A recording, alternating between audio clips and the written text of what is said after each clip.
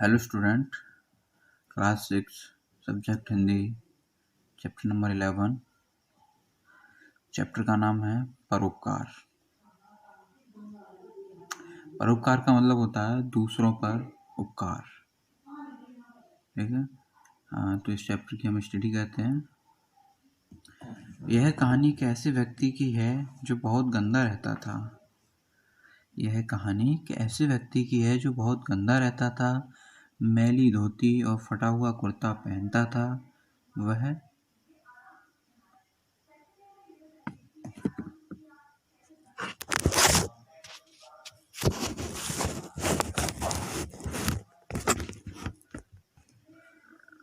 मैली धोती और फटा हुआ कुर्ता पहनता था। वह बहुत बूढ़ा हो गया था और उसकी कमर कमान की तरह झुक गई थी। बाल बिल्कुल सफ़ेद थे और मुंह में दांत भी नहीं रहे थे। चेहरों पर झुर्रियाँ पड़ी हुई थीं और आंखें भी अंदर धसी हुई थीं। उसका शरीर बहुत कमज़ोर था और शरीर में नसें और हड्डियाँ उभरी हुई थीं। स्कूल के सामने झोपड़ी में उसने एक छोटी सी दुकान खोल रखी थी, जहाँ वह बच्चों को स्याही, कलम, पेंसिल, कापी आदि छोटी छोटी चीज़ें बेचता था। इस दुकान से ही उसका जीवन निर्वाह होता था। उसके बारे में सुना जाता था कि गांव में उसकी अच्छी खेती थी, मगर उसके लड़कों ने उसकी ज़मीन छीन ली थी और उसे घर से निकाल दिया था। उसने भी कभी अच्छे दिन देखे थे, किंतु अब तो वह अपने जीवन के दिन किसी तरह पूरे कर रहा था। बुजुर्ग होने के नाते मैं उसे बाबा जी कहकर बुलाता था, मगर न जाने क्यों मुझे उसकी चाल ढाल और सूरत से घृणा सी थी। जब वह शाम को चिलम पकड़कर मेरे पास स्कूल में आता, मन ही मन में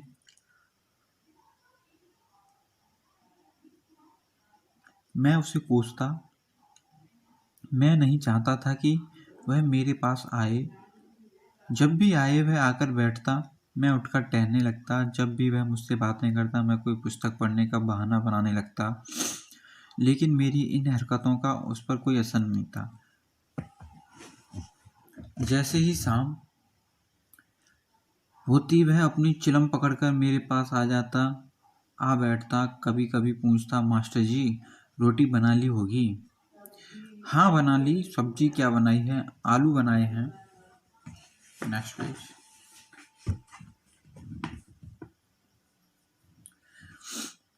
थोड़ी सब्जी बची होगी। थोड़ी सब्जी बची होगी। इस तरह हर दिन वह मुझसे सब्जी या दाल ले लिया करता था। फिर एक काले रुमाल में बांधे बाजरे के 2 टिक्कर निकालता और वहीं बैठकर खाने लगता। यह सब देखकर मेरा जी जल उठता था। गंदे कपड़े, गंदी रोटियां और खाने का तरीका गंदा। वह बिल्कुल भी साफ नहीं रहता था और तमीज़ क्या होती है यह तो उसे पता ही नहीं था। उस बूढ़े ने मेरा जीना दूभर कर दिया था। वह मेरे पास न आए, इसके लिए मैं कोई तरीका सोचने लगा। एक दिन ऐसे ही बैठे हुए मेरे मन में एक उपाय आया और अगले ही दिन मैंने उसे प्रयोग किया। जब वह शाम को स्कूल के बाहर आया, मैंने गरज कर कहा, बाबा जी कल शाम जब तुम आए थे तो मेज पर मेरे 100 रुपये रखे थे। नहीं मास्टर जी, मुझे तो नहीं पता। इस तरह हाथ जोड़कर गिड़गिड़ाने से कुछ नहीं होगा। मैं तुम जैसे नीच लोगों को अच्छी तरह जानता हूँ। पहचानते होंगे बाबू साहब, मैंने तो पैसे नहीं उठाए। छोड़ो छोड़ो, अगर तुम इतने ही भले होते तो बुढ़ापे में तुम्हारे बच्चे तुम्हारे घर से बाहर नहीं निकालते। भागो यहाँ से, और खबरदार दोबारा यहाँ आने की कोई ज़रूरत नहीं है। मैंने उसका चेहरा देखा। उसका दिल टूट गया था। उसकी आंखों से ऐसा लग रहा था जैसे वह कहना चाहता हो, मैं गरीब हूँ, असहाय हूँ, निर्बल हूँ, किंतु चोर नहीं हूँ। अपनी चिलम उठाकर दुखी मन से बाहर चला गया। उस दिन के बाद उसने मेरे पास आना बंद कर दिया। मैं खुश था। मेरी तरकीब काम कर गई थी। अब बूढ़ा स्कूल के बाहर भी जाता तो वह मुझसे नहीं बोलता था। चलो अच्छा था, जान छूटी। बरसात के दिन थे। स्कूल के आसपास पेड़ पौधे और कुछ खेत थे। मैं बाहर चारपाई पर लेटा था। अचानक मेरी आंख खुल गई। जमीन पर कुछ रेंगने की सड़सड़ाहट हो रही थी। मेरा हृदय आंचकित हो उठा। मैंने तकिए के नीचे से दियासलाई निकाली। बरसात के कारण तीलियां नम थीं, किंतु कई बार रगड़ने पर तीली जल गई। डर के मारे मेरी चीख निकल गई। चारपाई से कुछ दूरी पर एक सांप बैठा था। मैंने जोर से नेक्स्ट पेज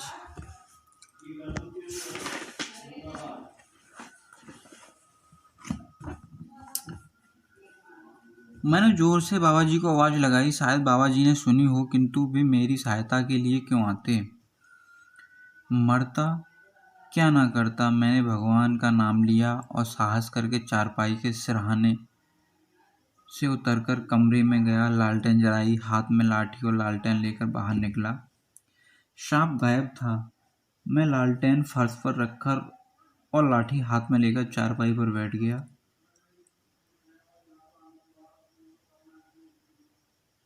सांप के भय से मेरा हृदय जोर से धक धक कर रहा था। मेरी समझ नहीं आ रहा था क्या करूं। बस्ती काफी दूर थी। आसपास उस बूढ़े के सिवाय कोई नहीं रहता था। मुझे अपने किए पर पछतावा हो रहा था। एक सीधे साधे आदमी को मैंने चोर कह दिया था और आज मुझे उसकी मदद की आवश्यकता थी, किंतु वह इतने अपमान के बाद क्यों आता। काफ़ी देर बाद जब सांप नहीं दिखा तो मैंने किसी तरह उठा और शर्म छोड़कर बाबा जी की झोपड़ी के बाहर जाकर आवाज़ लगाई। वह अंदर से बोला, कौन है। मैंने कहा, मैं हूँ। कौन मास्टर जी। वह बाहर निकला। क्या बात है, तुम स्कूल में चलो। क्यों। अभी वहाँ एक भयंकर सांप बैठा हुआ था। नहीं मास्टर जी, मैं तो चोर हूँ, मैं स्कूल में नहीं जा सकता। मैं लज्जित खड़ा था। उसको मेरी हालत पर तरस आया और फिर पूछा, कितना बड़ा था। मैंने कहा, होगा कोई 2 गज लंबा। कौड़िया नाग होगा। उसका कांटा तो पानी भी नहीं मांगता। फिर तो अब मैं क्या करूं। मैंने भय से कांपते हुए पूछा। उसने रुखाई से कहा, मैं भी क्या करूं, अब तुम स्कूल जाओ। मुझे बड़ी निराशा हुई। मैं पश्चाताप की आग में जलने लगा। मैंने सिर झुकाकर कहा, मुझे माफ़ कर दो बाबा जी, मैंने तुम पर चोरी का झूठा इल्ज़ाम लगाया था। उसकी आंखों में आंसू बहने लगे। रूंधे स्वर में बोला, भला इसमें तुम्हारा क्या दोष, जब मेरे लड़के ने ही मुझे नहीं समझा। फिर आप तो पराए हैं। उसने चुपके से आंसू पोंछ लिए। नहीं बाबा जी, ऐसा मत कहिए, मैं बड़ा पापी हूँ। पागल हो गए हो मास्टर जी, कैसी बात करते हो। कहकर वह मेरे साथ स्कूल की ओर चल पड़ा। काफ़ी देर तक हम बैठकर बातें करते रहे। वह सांपों के कई किस्से सुनाता रहा। फिर बोला, कितना भी जहरीला सांप हो, मैं हाथ से पकड़ सकता हूँ। तो सांप काटे का मंत्र भी है आपके पास। मैंने पूछा। मंत्र तो नहीं जानता, परंतु मैं मुंह से चूसकर जहर बाहर निकाल देता हूँ। मुंह से। और तुम पर जहर असर नहीं करता। बाबा ने हंसकर जवाब दिया, असर तो करता है, किंतु मेरे पास एक दवा है, मेरी झोपड़ी में रखी है। उसमें एक बूटी का रस है। जहर चूसकर थूक देता हूँ और रस से कुल्ला कर लेता हूँ। जहर असर नहीं करता। बातें करते करते बाबा फर्श पर ही लेटकर सो गया। उसकी नाक बजने लगी, किंतु मुझे नींद नहीं आई।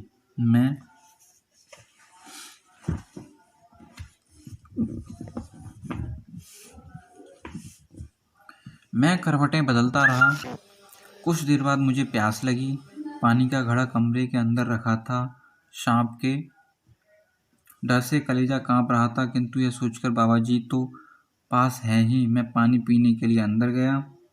जैसे ही अंदर कदम रखा, लगा पैर पर किसी ने जलता अंगारा रख दिया हो।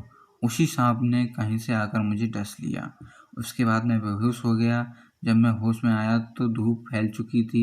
मेरे आसपास स्कूल के बच्चे और गांव के लोगों की भीड़ लगी थी। मेरा सिर घूम रहा था और कमजोरी के कारण उठा नहीं जा रहा था। पैर में अब भी जलन हो रही थी। मैंने लोगों से पूछा, बाबा जी कहाँ हैं? बाबा जी तो भगवान को प्यारे हो गए। भीड़ में से किसी ने जवाब दिया। कैसे, क्या हुआ?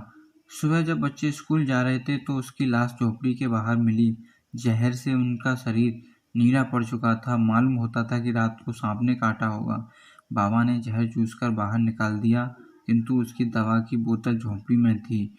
वहां तक जाते जाते जहर अपना काम कर गया। एक किसान ने कहा, ओह, मुझे सांप ने काटा था, किंतु बाबा को पहले दवा की बोतल लेकर आनी चाहिए थी, फिर जहर खींच लेते। वह कौड़िया नाग था मास्टर जी। तब तक तो आप मर भी जाते। मैं अवाक सा बैठा रह गया। तो बच्चों, इस चैप्टर की भी आपकी स्टडी हो चुकी है। Okay student.